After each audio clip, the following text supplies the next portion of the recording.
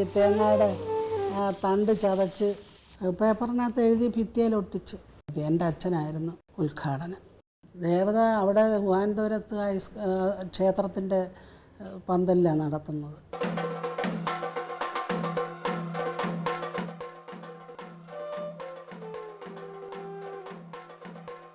ഉദ്ഘാടനം കിട്ടാഞ്ഞ് രാവിലെ തിരിച്ചിങ്ങോട്ട് വരുന്ന സമയത്ത് എൻ്റെ അച്ഛനെ വഴി വെച്ച് കണ്ട് വീട്ടിൽ വന്ന് കണ്ട കാര്യം പറഞ്ഞു.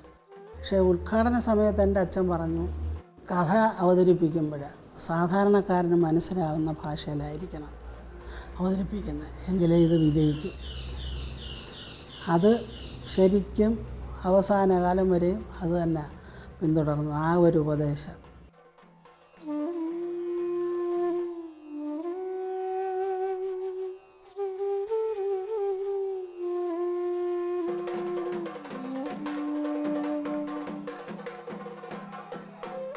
തനിക്ക് കഥാപ്രസംഗം ചെയ്യാൻ കഴിഞ്ഞേക്കും, കെ തോമസിനെ പോലെ, കെ വാദ്യാരെ പോലെ, ജോസഫ് കൈമാപ്പറമ്പിനെ പോലൊക്കെ കഥാപ്രസംഗം ചെയ്യാൻ കഴിഞ്ഞേക്കും എന്ന് അദ്ദേഹത്തിന് തോന്നുകയും ഒരു കഥാപ്രസംഗം തയ്യാറാക്കി ജനസമക്ഷം അവതരിപ്പിക്കുക, തൻ്റെ ആവശ്യം ജനങ്ങളോട് പറയുക. തനിക്കൊരു ചെറിയ ആവശ്യമുണ്ടായിരുന്നു. സ്കൂൾ ഫൈനൽ പാസ്സായി, കോളേജ് പഠിക്കാൻ പൈസയില്ല.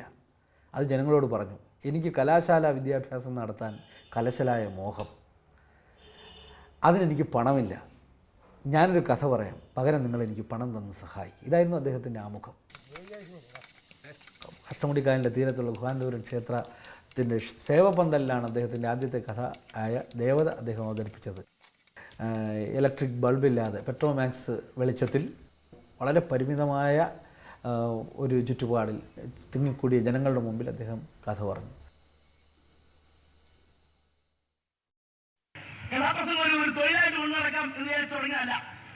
അന്നൊരു അത്യാവശ്യം ഉണ്ടായിരുന്നു, അതിനുവേണ്ടി തുടങ്ങിയതാണ്. അത്യാവശ്യം എന്ന് ചോദിച്ചാൽ കോളേജിൽ പഠിക്കണം എന്നൊരു ആഗ്രഹം തോന്നി. പഠിക്കാൻ പൈസ ഇല്ല. ഞാൻ നാട്ടുകാരോട് പറഞ്ഞു, ഞാൻ കഥാപ്രസംഗം നടത്താൻ എൻ്റെ കാശ് വരുമെങ്കിൽ എനിക്ക് കോളേജിൽ പഠിക്കണം. സകല സുഖകുല വിമല തിലകിതകളെ സാരസ്യ പീയൂഷ സാര സർവസ്വമേ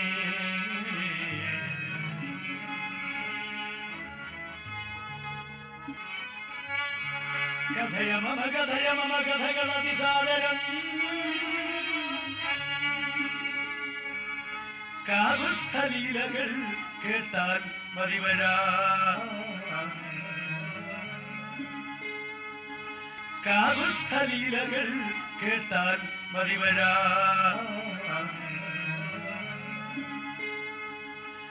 കാകുസ്ഥലീലകൾ കേട്ടാൽ മതിവരാ.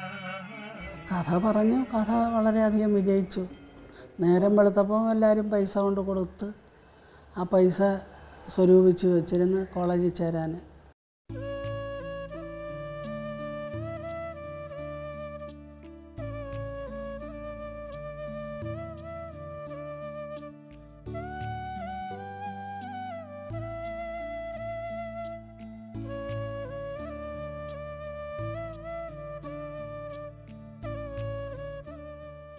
ഉദ്ഘാടനം കഴിഞ്ഞ് പിന്നെ അച്ഛനുമായിട്ട് വലിയ കൂടുതൽ അടുപ്പമായി.